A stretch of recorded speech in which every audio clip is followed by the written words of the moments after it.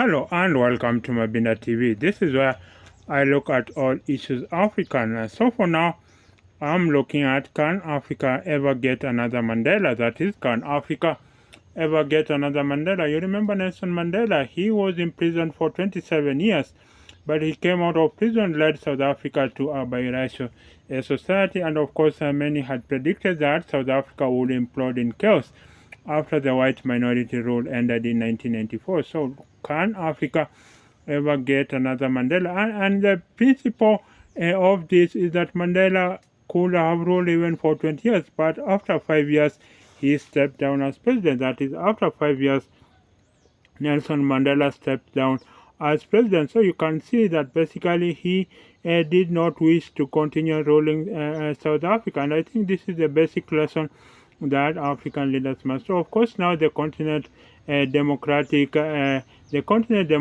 prophets are happy that Senegal's president Macky Sall says that basically Senegal's President Macky Sall says he will not seek a third term in office. That is Macky Sall. He says he will not seek a third term in office, and maybe for now we should be celebrating that. Remember, he had contemplated on whether he should be running again. That is Macky Sall. Macky Sall had contemplated on whether he should be running again. So he will not be seeking a third term in office. Of course, the opposition leader Sonko is under house arrest, so we will wait for situation as we see it right now. Africa, it is a mixed bag. So you have in some countries such as you have military coups being the way to change governments. You see the ongoing chaos in Sudan, where the Rapid Support Forces RSF led by Hemiti and the government military forces are in tough battle for control of the country. Ever since the fall of Omar el-Bashir, the country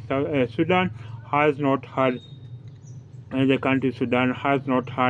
a good civilian president. So how do you think that will go? So you have a number of cases where opposition candidates came to defeat incumbent president. So you had in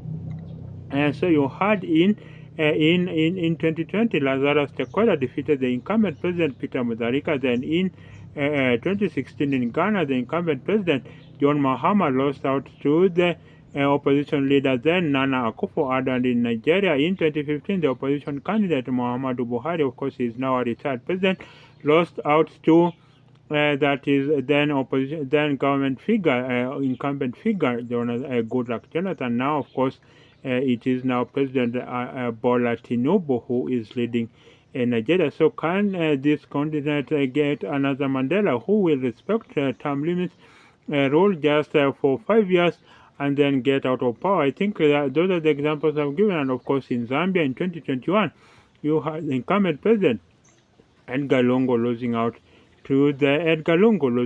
to basically the opposition figure, that is Hakainde Hichilema. So now you have those figures within Africa. So you have in some parts of Africa, incumbent presidents are being beaten, and this is a celebration for Africa.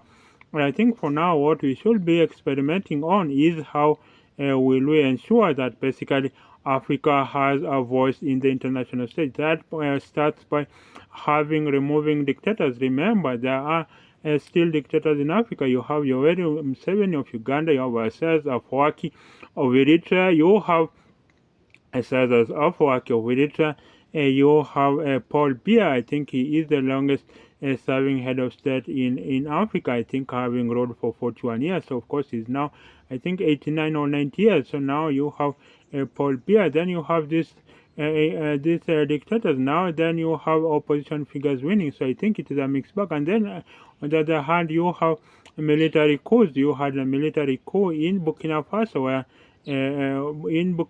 you had a military coup where Kabore was deposed off from power. Then in Mali, you have another military coup where the Russian figures, I think the Wagner forces, are helping to maintain their military juntas in power. So you have three ways in which power is being transferred in Africa, either through rigging elections where the incumbent president stays in power, then you have opposition figures winning, and then you have military coups. I think we need to move to a transition where basically opposition figures are going to win elections, and I think that is the way we are going to improve the situation in Africa so that we can have an Africa where power is changing hands through democratic means, through the ballot, rather than through stealing of elections, suppressing the opposition, and basically maybe stealing the vote. So, how do you think Africa can ever get another Mandela? That is, do you think Africa can ever get another Mandela? So, you let me know in the comment section. So, bye for now. Till next time, this has been another episode of Africa Mabinda TV, where I look at issues of Africa that are pertinent to the continent. So, bye for now. Till the next episode.